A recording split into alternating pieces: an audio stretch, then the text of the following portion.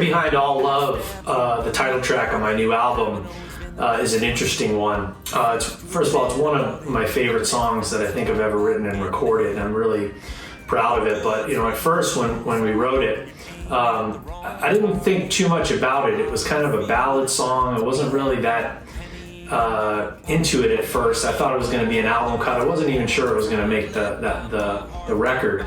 But I did, as part of the writing process, I sent it down to some folks in Nashville and got their feedback.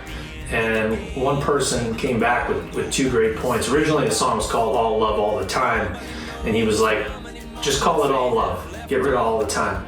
And I love that. That was a great move. A lot of times, if titles are too long, you can't really see them on the streaming platforms anyway.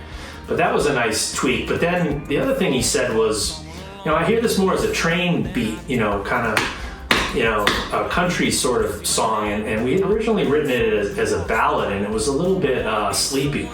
And when I read that, I was like, oh, I picked up my guitar and I started playing it that way.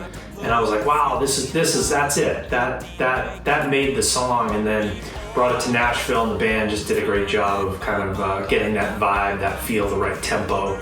And Matt McClure helped me sort of take a few words out to just make it so that you could really sing it at that speed, that up-tempo speed. So, but inevitably, one thing I've learned from recording songs is you just never know. There's always one song on every album that you're not sure of, and then there's always one that comes out great and it exceeds expectations, and that was the song on this album for sure. And then it became the title track, the first song on the album, and just really proud of it. But I do love that process of even getting feedback, and just sometimes you get somebody says something and it makes something come alive, and so that's kind of the fun of songwriting.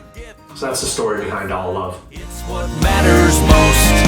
At the end of the game, the king and the pawn go back in the same box.